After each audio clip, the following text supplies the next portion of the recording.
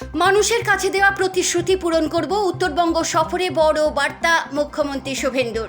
উত্তরবঙ্গ সফরে গিয়ে বিজেপি সরকারের আগামী দিনের রূপরেখা স্পষ্ট করে দিলেন মুখ্যমন্ত্রী শুভেন্দু অধিকারী। নির্বাচনের আগে রাজ্যবাসীর কাছে যে প্রতিশ্রুতি দেওয়া হয়েছিল তার নির্দিষ্ট সময়সীমার মধ্যেই বাস্তবায়ন করা হবে বলে আশ্বাস দিয়েছেন তিনি। একই সঙ্গে উত্তরবঙ্গকে উন্নয়নের ক্ষেত্রে বিশেষ অগ্রাধিকার দেওয়ার কথাও ঘোষণা করেন মুখ্যমন্ত্রী। উত্তরবঙ্গকে বিশেষ গুরুত্ব দেওয়ার বার্তা। সরকার গঠনের পর এই প্রথম উত্তরবঙ্গ সফরে গিয়েছেন শুভেন্দু অধিকারী। রাজনৈতিক মহলের মতে উত্তরবঙ্গ বিজেপির অন্যতম শক্ত ঘাঁটি হওয়ায় এই সফরকে ঘিরে শুরু থেকেই বিশেষ গুরুত্ব তৈরি হয়েছিল। শনিবার উত্তরকন্যায় প্রশাসনিক বৈঠকের আগে শিলিগুড়িতে বিজেপির দলীয় কার্যালয়ে নেতা কর্মীদের সঙ্গে বৈঠক করেন মুখ্যমন্ত্রী।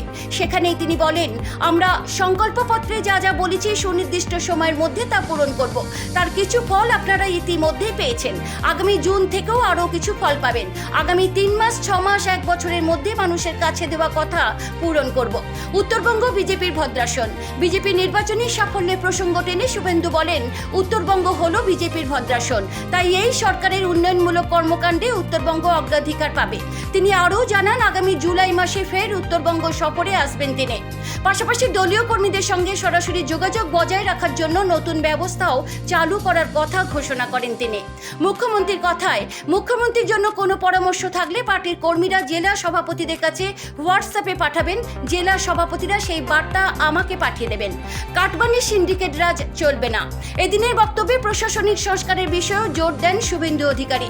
তার দাবি, বিজেপি সরকারের আমলে দুর্নীতি, কাটমানি, সিন্ডিকেট রাজ কিংবা মাফিয়াতন্ত্রের কোনো জায়গা থাকবে না। তিনি বলেন, আমরা চাই শুধু দল বা ব্যক্তির পরিবর্তন নয়, ব্যবস্থার পরিবর্তনও হোক। ইতিমধ্যে 2 সপ্তাহে অনেক পরিবর্তন হয়েছে। আগামী দিনে কাটমানি, সিন্ডিকেট রাজ, মাফিয়াগিরির কোনো জায়গা থাকবে না।